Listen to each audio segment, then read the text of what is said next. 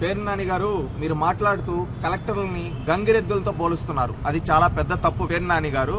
ఎందుకంటే గుర్తుపెట్టుకో, కలెక్టర్లు అనే వాళ్ళు డిస్ట్రిక్ట్ అడ్మినిస్ట్రేటివ్ హెడ్, అదే విధంగా ఎస్పీ అనే వాళ్ళు జిల్లా లా అండ్ ఆర్డర్ని కాపాడేవారు. అలాంటి వ్యక్తుల్ని నువ్వు గంగిరెద్దులతో పోలుస్తున్నావు అంటే నీ సంస్కారం ఎలాంటిదో, నీ నాలెడ్జ్ ఎలాంటిదో అర్థమవుతుంది. వ్యంగ్యంగా మాట్లాడుతూ ఉంటావు. ఒక రోజు మాట్లాడితే పర్లే సెటైరికల్ గా బాగుంటుంది అనుకుంటారు, రోజు మాట్లాడితే మతి స్థిమితం లేని వ్యక్తి అంటారు పేరు నాని గారు. మీరేదో హుందాతనమైన రాజకీయం చేస్తారనుకుంటే మీరు ఎకిలి మాటలు మాట్లాడుతూ ఎకిలి వ్యక్తిగా తయారవుతున్నారు. గుర్తుపెట్టుకోండి, కలెక్టర్లని జిల్లా ఎస్పీలని నువ్వు గంగిరెద్దులతో పోలుస్తున్నావంటే ఒకప్పుడు జగన్మోహన్ రెడ్డి దగ్గర చేతులు కట్టుకొని తల ఊపిన మిమ్మల్ని గంగిరెద్దులు అని అనకూడదా? ఈ రోజు డిస్ట్రిక్ట్ ని పరిపాలిస్తూ జిల్లాలో లా అండ్ ఆర్డర్ కాపాడే కలెక్టర్లు, ఎస్పీలు వాళ్ళ నిస్వార్థంగా ప్రజల కోసం సేవ చేసే వ్యక్తులు. అలాంటి వ్యక్తులను గంగిరెద్దులతో పోలుస్తున్నావే, నిజమైన గంగిరెద్దులు ఎవరో చెప్పమంటారా?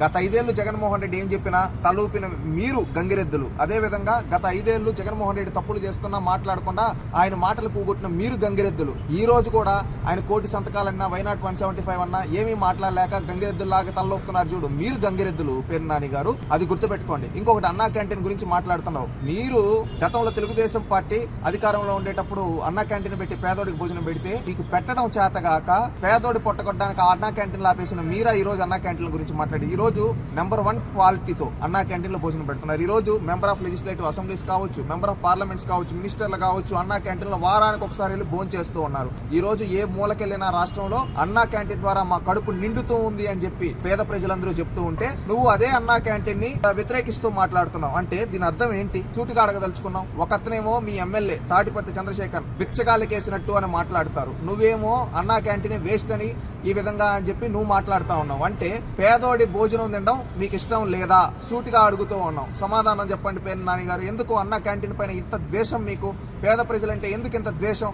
ఒకప్పుడు సన్న బియ్యంని బుక్కేసిన నువ్వు కూడా ఈరోజు అన్నా క్యాంటీన్ గురించి మాట్లాడుతుంటే రాష్ట్ర ప్రజలు ఈ దొంగేంట్రా గజ దొంగ ఈ రోజు బయటకు వచ్చి పేదవాడికి పెట్టి అన్నా క్యాంటీన్ గురించి మాట్లాడుతున్నాడు. ఇంత నీతిమాల రాజకీయ నాయకుడు దేశ చరిత్రలో ఎక్కడా ఉండడని చెప్తున్నారు పేరు నాని గారు. ఇంకొకటి, నువ్వు మాట్లాడుతూ పోలీస్ కానిస్టేబుల్ నోటిఫికేషన్ గురించి మాట్లాడుతున్నావు. ఆ నోటిఫికేషన్ మీరు అప్పుడు ఇచ్చాం ఇప్పుడు ఇచ్చాం అంటున్నారు. దాన్ని కోర్టులో కేసులు క్లియర్ చేయలేకపోయిన నీచ చరిత్ర మీది. ఈ రోజు కూటమి ప్రభుత్వం వచ్చిన తర్వాత కోర్టుల్లో కేసులన్నీ క్లియర్ చేసుకుంటూ ఈవెన్ మీకు సంబంధించిన వ్యక్తులు 36కు పైగా కేసులు ఇస్తే అవుట్ ని కూడా ఛేదించుకుంటూ ఈ రోజు వాళ్ళకి ఉద్యోగ నియామక పత్రాలు ఇచ్చి వాళ్ళని ట్రైనింగ్ పంపించారు. ఇది చిత్తశుద్ధి. అదే విధంగా వాళ్ళకి స్టైఫండ్ గతంలో 4,000 ఇచ్చేదాన్ని ఈ రోజు 12,000 చేశారు.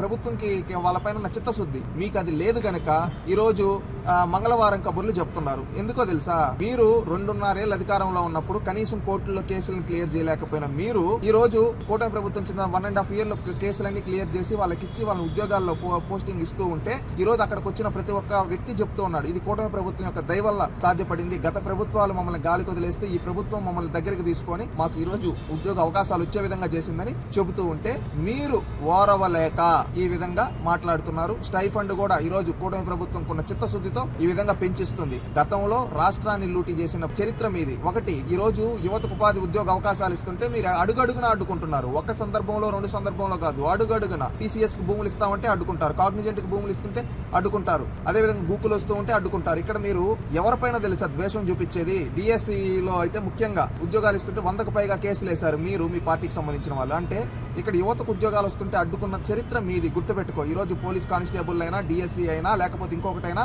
అవి పేద ప్రజలకి, పేద విద్యార్థులకి, అదేవిధంగా కష్టపడిన యువతకి ఉద్యోగ అవకాశాలు చూపిస్తుంటే అడ్డుకున్న నీచ చరిత్ర మీది పేరు నాని గారు. ఇంకొకసారి ఎకిలి మాటలు మాట్లాడుతూ ఎట్లా పడితే అట్లా చిల్లరగా మాట్లాడతాం అనుకుంటే మిమ్మల్ని భూస్థాపితం చేస్తారు, మచిలీపట్నంలో సముద్రంలో కలిపేస్తారు. గుర్తుపెట్టుకోండి.